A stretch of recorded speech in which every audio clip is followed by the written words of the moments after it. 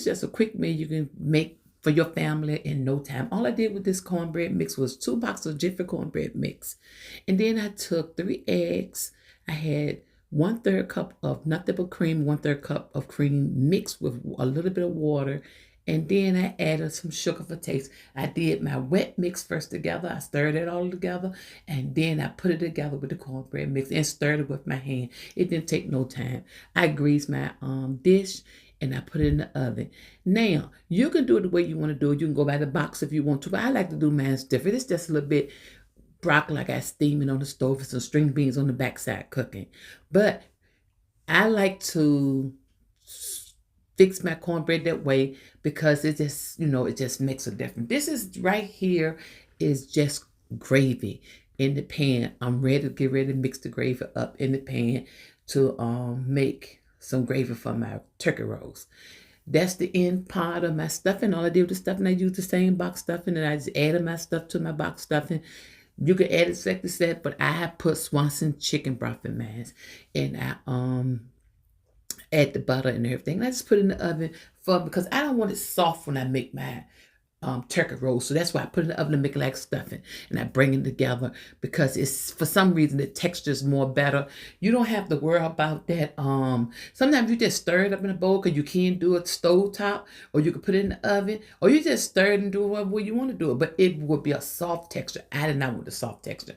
I wanted a texture that was come together. So when I make my rolls, it won't be soft. Okay, right here, I'm getting ready to make my gravy. I have my dry gravy in the pan. I'm adding my water to it. You always put your dry mix in the pan first. Then you begin to add your water as you whisk it when you start.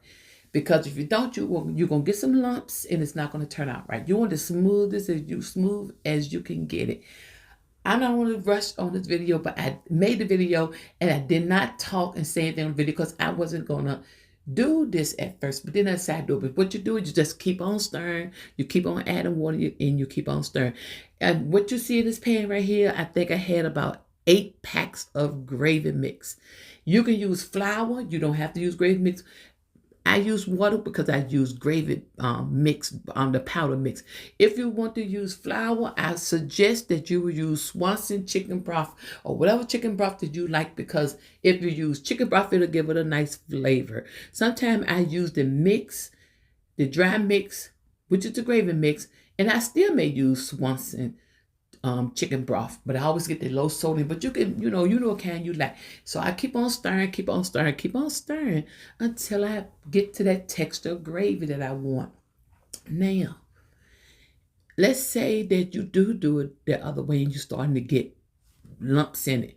That's when you probably had to get you can whisk, but you need to get you a spoon so you can push it down, because if you don't push down the lumps, inside the lumps you're gonna have, it's gonna be floury, or you're gonna see the mix inside, because you got to break them down, or you're just gonna have them, or you can keep on cooking. They're gonna be like it's like a sticky, it's gonna be like a little ball of stickiness. And inside it's still going to be the same thing. So I just continue to whisk until I get my gravy to the texture I want. Now, as you look at this and see I'm still stirring it, I'm going to share with you that you don't want your gravy too thin. You don't want it too thick, because you got to add your turkey rolls to it. If you make it too thick, if you like thick gravy, it's fine. But you want that texture of the gravy, because once after you stop stirring your gravy, the gravy is gonna thicken up some. So you won't have to you will have to really figure it out. But it's just easy. All you do is just put your dry mix inside the gravy pan, inside the pan. And I ain't put nothing in but dry mix. I didn't add no spray, no nothing. And then I began to use my water. Now you probably say, why is she using bottled water? I use bottled water because it's more fresher, it's more better. You can use well water if you use well water. I have well water, but I prefer to use bottled, because we don't drink our well water, even though it's better than city water with all the bleach and everything in it. But that's what we do. Okay, now I'm still stirring. I could have cut this part of the video, but I want you to see that how long, so you'll know about how long it's going to take. You see now my gravy begin to come together. And I'm still whisking because it's beginning to come together to the texture that I really want in this recipe. Now, I'm going to talk about a little bit so while you watch it. This recipe is not hard. It's about the easiest recipe that you want to make. You can make this meal for your family in maybe about an hour. It's depending on how long you want your vegetable cook. Now I pulled my gravy off the stove and I showed you I use Publix, and that is the boar's head chicken, low sodium turkey breast. Low sodium turkey breast. That's what I use in mine. You can use chicken, you can use turkey, you can use what you want, but that's what I use. Now I'm getting ready to show you how I roll my turkey up in my stuffing, because it's easy, it's common sense, it's a quick meal. Even if you can't cook, it's a quick meal. Okay, let's get started. You see, I put my turkey down. My turkey should have been a little bit thicker, but I didn't want it too thick because I don't like real thick turkey. So I had to work with what the girl cut me. Last time that I made it was same cut, but it didn't have the breaking. It wasn't broken in the spots that it's broken in right now. And but it still rolled. This still rolled, but it rolled. I had to take my time. You know how you got to pinch it together and roll it. What I did now, I took my stuffing. I showed y'all how I made it. I took my stuffing and I spooned it out, and I'm gonna put it inside of the turkey. And all I'm gonna just do is stuff this turkey inside of the roll. Now, remember I told you see why I told you I wanted my stuffing at a certain texture? It's because of the fact that if the turkey is too soft, if that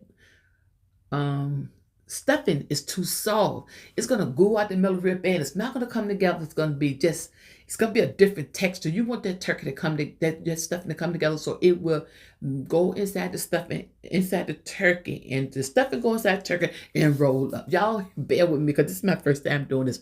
I'm voice over now. I wish I had done it when I was making it. So you're gonna see me continue to do it. I'm gonna wrap them and show you and take my time, because all you do is just put the stuffing inside the turkey and roll it. You see how my turkey is falling apart some? You won't have that problem if you cut your turkey a little bit thicker. Now, I thought I had to cut that thick enough, but it wasn't cut thick enough this time. But I cut it on the same thing I cut the last time. Last time, you see that slice did not do it as bad. So it's all about who cutting your meat. They say they're cutting it on the right thing, but you know how that goes. So I'm continuing to roll my stuffing inside of my turkey rolls. And I'm just going to roll up a certain amount of them so y'all can see the concept of it. And then if I'm telling you this too, let's say for example you say, I don't want deli turkey cut. I want to get me a real turkey breast. You could take the same concept, get your real turkey breast and carve your turkey breast thick enough, and you could do the same concept. Same thing. You can do the same thing with the turkey. It doesn't matter what kind of turkey you get. You can get whatever kind of turkey you want. If you don't want turkey, you rather have chicken, you get chicken. Now, I would advise you to make sure, it's just so important to make sure you try to get that stuffing just right, because you want that stuffing to roll up in that turkey, and you do not want that stuffing all soft. And because when you're going to see what I'm saying, when I put it together, you'll see exactly what I'm saying. Okay. Now, there's my gravy. My gravy has set for a minute and it thickened up a little bit. And you can see what I'm saying. You see the thickness of my gravy. Now I'm getting ready to put the rolls inside of the gravy. And when you put the rolls inside the gravy, try your best to take your time, because you can lose some stuff out of it, but your main goal is for each serving of the turkey has its own stuffing. Now, when I do have stuffing left, I will put some stuffing around the edges inside of some, so then there'll be extra stuffing inside. And if some meat fall off, you can just dash the meat inside of it also. But the goal is, once you put the rolls inside of the turkey, put the rolls inside of the gravy, You want to make sure because you're gonna have to roll these, but you don't have to roll them a whole lot. Just roll them a little. They will roll if you just take your time. They will roll over some. It's no big deal. So I just dash gravy over top of them. Dash gravy because it's hot gravy. Now my turkey was cold, so I gotta get it warm. You don't have to cook it because it's already cooked in a texture because people eat it raw. But I mean eat it just like it is. But you want it warm because this is a warm dinner dish. So that's all I do right there. You see what I'm doing? All I'm doing is just taking my gravy and I'm just dashing it over top of it, just warming up the turkey. And it's easy. And then I'm gonna have to roll them. And when I roll them, you'll see me begin to get ready to roll them. And when I roll them, all I do is just take my time, you see, and I just roll them over like that.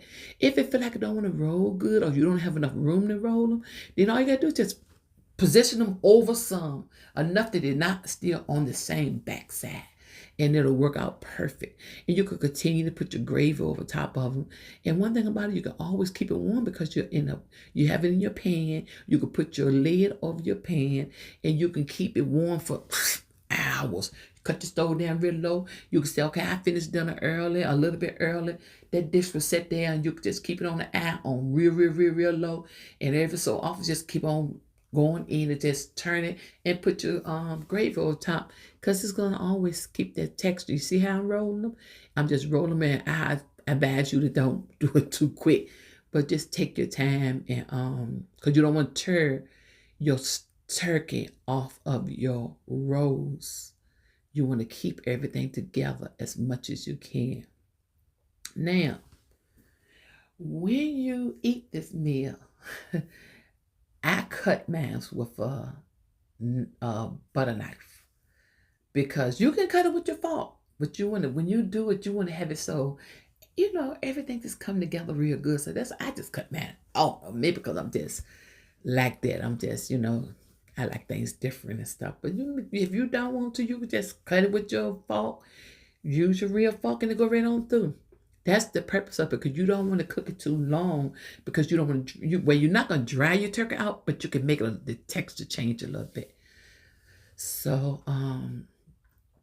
that's my advice. But you can take this recipe and you can say, oh, I can do it different. It's just a little simple recipe. You're like, oh my God, it's gourmet cooking. It's just something real quick. There's my cornbread. I just took my cornbread out the oven, and normally if I cut it too fast, it's not gonna come all the way up like it should.